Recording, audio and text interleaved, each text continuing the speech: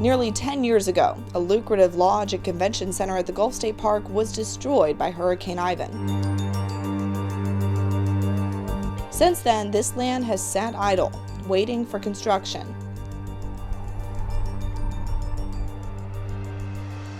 For 10 years, the state of Alabama has been fighting hard to make that happen because many state officials feel the convention center is a way to draw revenue out of Florida beaches and back to the Alabama coast. Governor Robert Bentley says he's been a proponent for the convention center since his time on the campaign trail. Even when I was campaigning, I would go down to Sandestin to speak to Alabama groups. And I thought, this is ridiculous that we're spending our money in Florida. I mean, I love Florida, but I want Alabamians to spend their money in Alabama. So why is it taking so long? It all boils down to the state's decision that a private developer would build and run the center.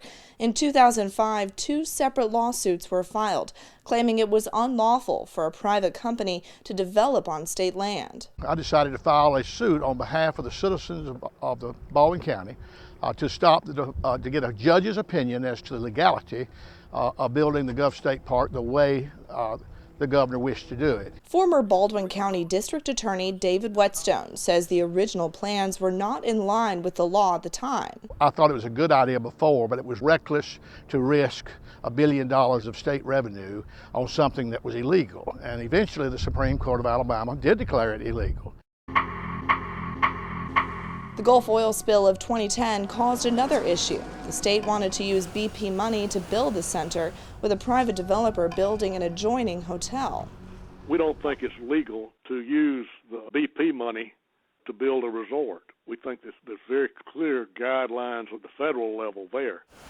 The Perdido Beach Resort in Orange Beach has long been opposed to a new convention center. Bill Baxley is the resort's attorney. It's the worst theft of Alabama parklands has ever occurred in this state. Some residents also believe BP money should only be used to restore the environment. I think the money should be used more to clean up the park. It doesn't look that great for the environment and the animals and the people that walk through there. I think the money could be used towards something better than a hotel. We traveled to Montgomery to get more answers. And state officials tell me that both tax dollars and tourist visitation days went into consideration when deciding to use BP funds for the project. Number one, the governor's goal, which I agree with, was to try to rebuild the lodge and conference center and to do this project with fewer tax dollars as possible. Along those lines, the oil spill shut down our coastal communities for a very long time, over 87 days. And because of that, we lost a lot of visitation. Gunnar Guy, Alabama's Commissioner of Conservation, says he's been deeply involved with the convention center project. He says using BP money has been deemed appropriate by the Natural Resource Damage Assessment process, also referred to as NRDA. Part of the NRDA process or assessment deals with not only the damage to the resources, but the loss of use of those resources. And so replacing those lost visits or recreational visits for what the oil spill caused is a proper use of those dollars. That's who it was, right? Just last year, Governor Bentley signed legislation that would allow a private developer to build and operate a hotel on park land.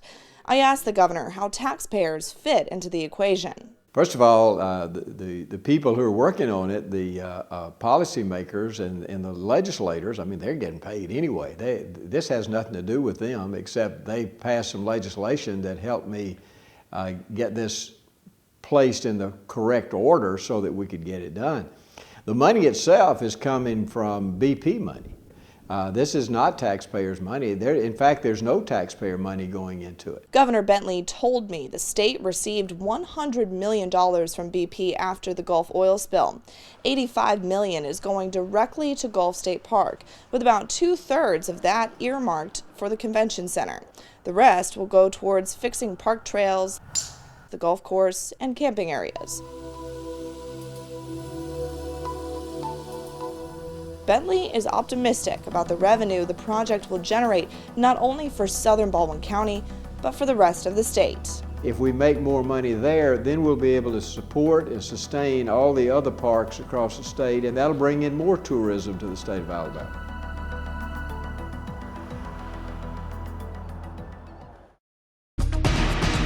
Alabama's oldest law enforcement agency in the state is under scrutiny and possibly headed for changes. Yeah, in August, Fox 10 News investigative reporter Renee Dials broke the story that some constables have criminal records and no training. She's here in our studio now with an update on what's being done to correct what some consider a dangerous situation. Renee?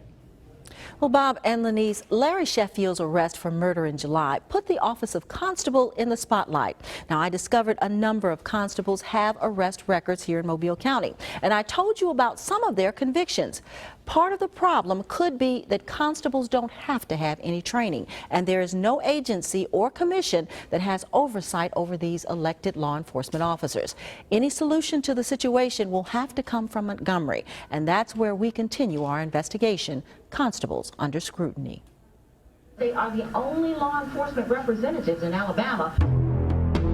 The head of the Alabama Peace Officers Standards and Training Commission shook his head as he watched our first investigative story on constables in his Montgomery office recently. Pleaded guilty to trafficking cocaine that you didn't actually traffic cocaine. No, ma'am, I didn't. Alan Benefiel was surprised to learn Mario Yao was still an acting constable for Precinct 34, months after pleading guilty to trafficking cocaine. If they're convicted felons, that's not who I want looking after my grandkids. I don't want them stopping my family. He's a convicted felon, particularly a drug trafficker.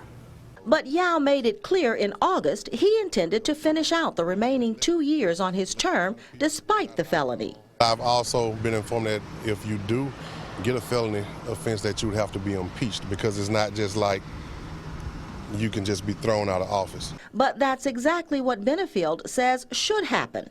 If you are a law enforcement officer under our responsibility, you automatically vacate office. Alabama law prohibits any convicted felon from being a law enforcement officer, period. But the constables are not under APOST supervision or oversight. Every other law enforcement officer and deputy in the state, with the exception of sheriffs, must be APOST certified. I asked Benefield about the voluntary training program started by the Mobile County Constables Association this year. According to an email from the association president, the training is taught by APOST certified instructors and is equivalent to APOST requirements.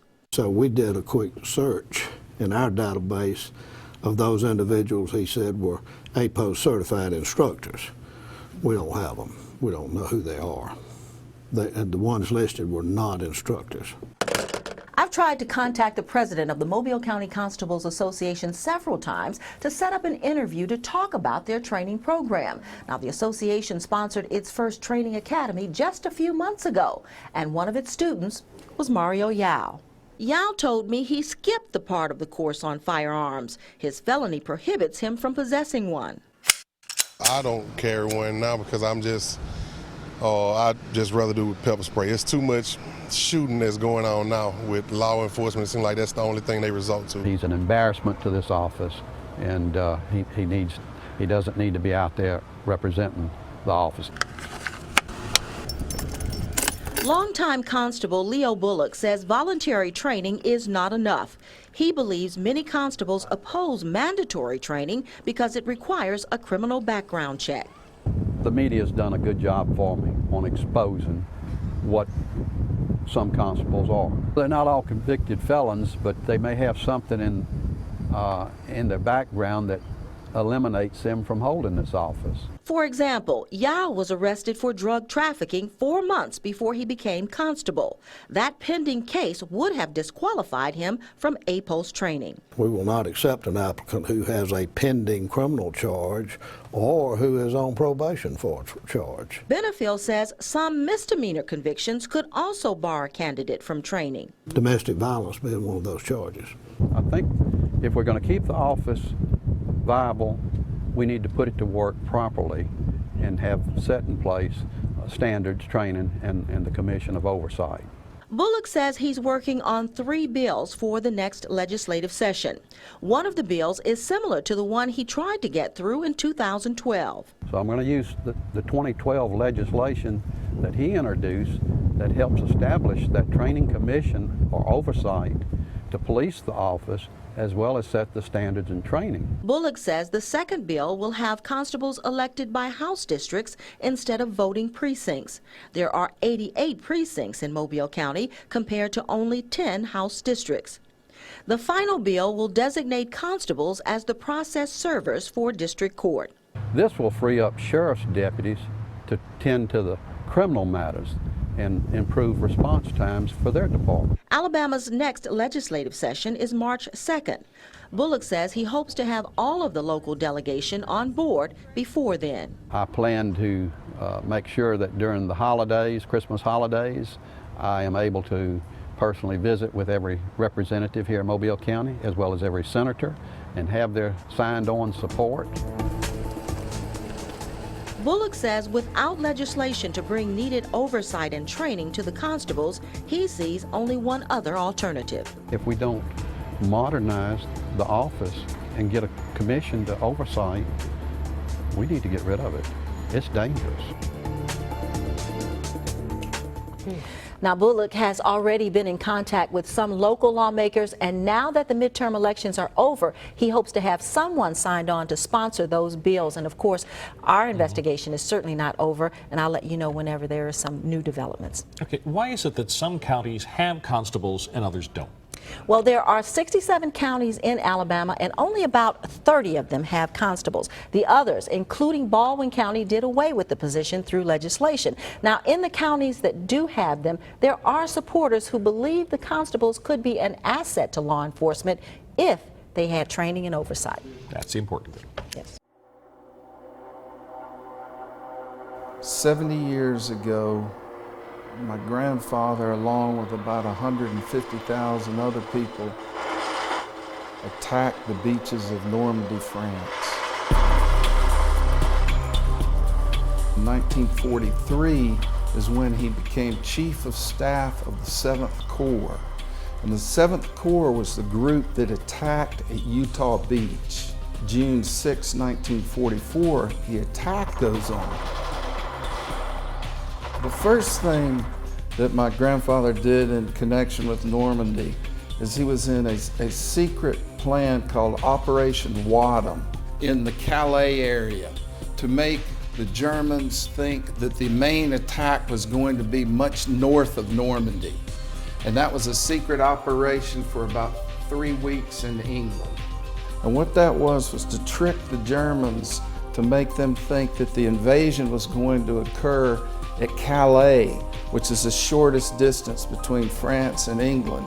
And it worked. My grandfather helped planning for the 7th Corps, but unfortunately, 4 months before the actual attack, General Omar Bradley transferred my grandfather from the 7th Corps into something called the Advanced Section Communication Zone. And what that was supplies, transportation, communication, hospitals. There were 120,000 troops, and my grandfather was actually the deputy commander of the Advanced Section Communication Zone in the Normandy invasion. And for that, I'm very proud, because you think about the logistics of one of the largest invasions in the history of the world. It was a sad day because so many people lost their lives, but it was a great day because it was the start of the defeat of the German army.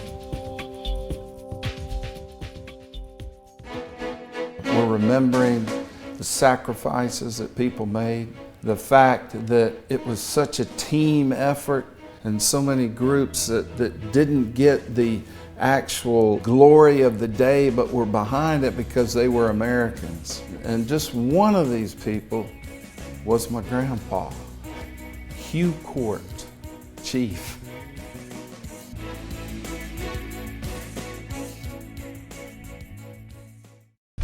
There are a lot of people who want Common Core to simply go away. but it hasn't.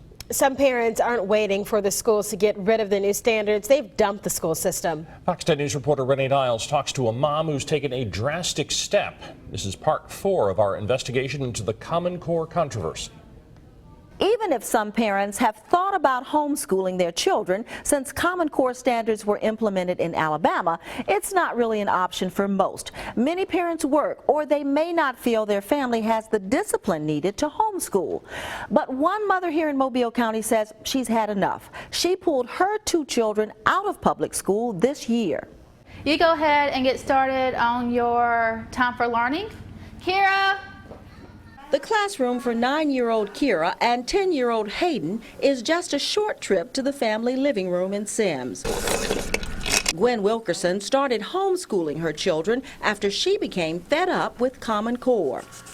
And it got to the point where I couldn't figure it out on my own, and I had no idea how to help her. So 1/3 is a mushroom. Wilkerson says her daughter was failing math even though she was coming up with the right answers in class. The main turning point for me was when she got her progress report. And I was looking at it, and all of the answers were marked wrong. And I said, Kira, so you know how to add, you know how to add, you know how to subtract. And I was looking at the problems, and they was right. That was the right answer. This is Hayden's room. She has one of the Common Core problems she calls confusing posted in her son's bedroom. Kira understood this way. That's the way she answered the problems. However, she was getting it marked wrong. You have to do it the Common Core way to get credit. Wilkerson's children, who are in the 3rd and 4th grades, spend about 4 hours each day doing schoolwork. So you need to write it just like that. It's a shorter day than regular school, but she says they don't take off for the summer. We've been telling you about the Common Core math, but last semester Alabama implemented new English language arts standards. So how do Common Core standards differ when it comes to reading? In grades K through 5, material is balanced between literature and nonfiction.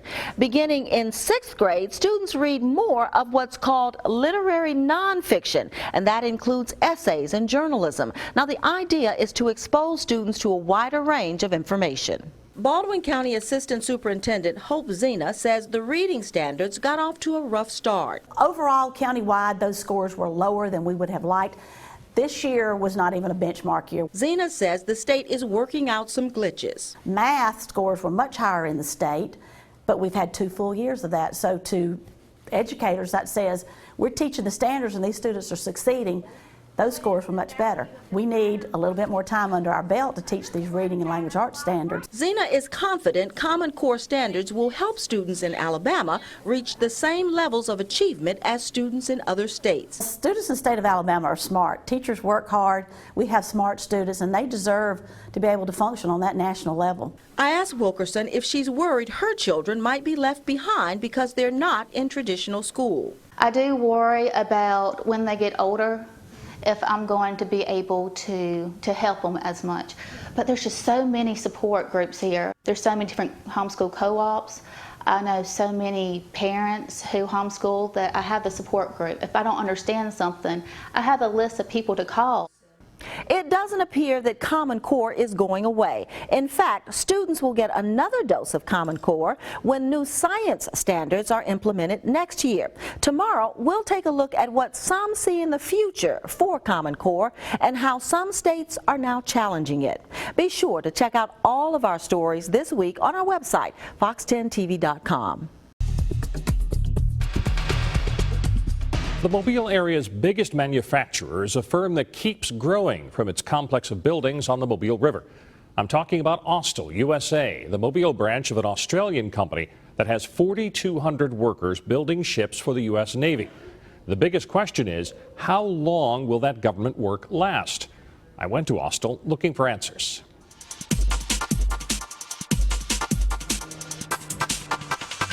The Mobile waterfront is busier than ever since Austal USA set up shop on the Mobile River.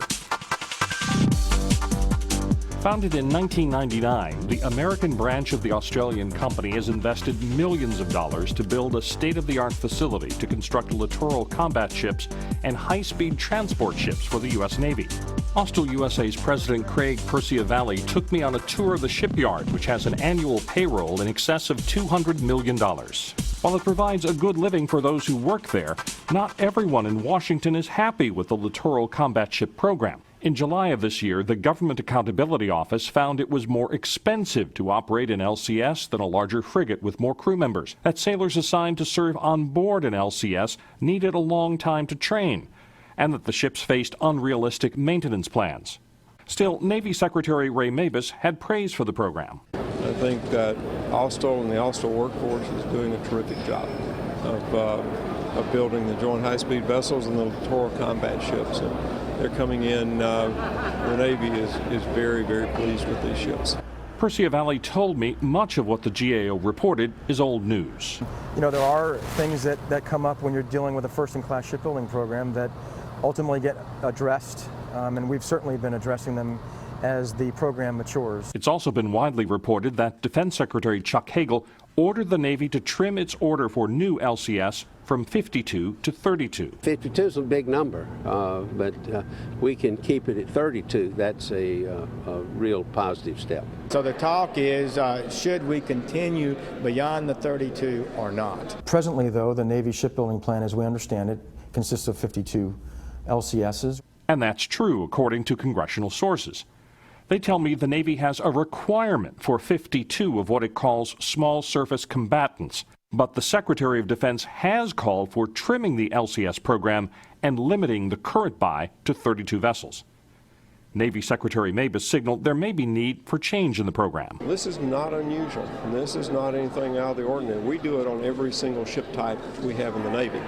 And what we do is we look at requirements, we look at lethality, we look at survivability, we look at what this ship is supposed to do, and does it meet the requirements. Just like a good quarterback, Perciavalle gives credit to his front line, in this case, his employees. The real strength of the company, the employees that we have. People work really, really hard. It's a demanding work, but there's a lot of pride in what we do. Right now, Austal has enough projects in the pipeline to keep those workers busy for at least the next 5 years and possibly all the way to 2021. We feel that the products that we're delivering to the Navy are selling themselves, and we're getting a lot of favorable feedback from the Navy on how they're operating. But Austal has a background in commercial shipbuilding too, and could build vessels that could be used off our coast. One of the things we are focusing on is maybe something, you know, supporting the Gulf of Mexico, operations in the Gulf of Mexico, oil and gas.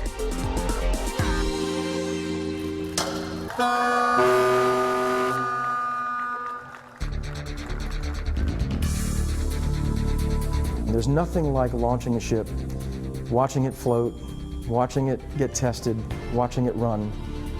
There's nothing more rewarding than that, and I think it's a great career to be in.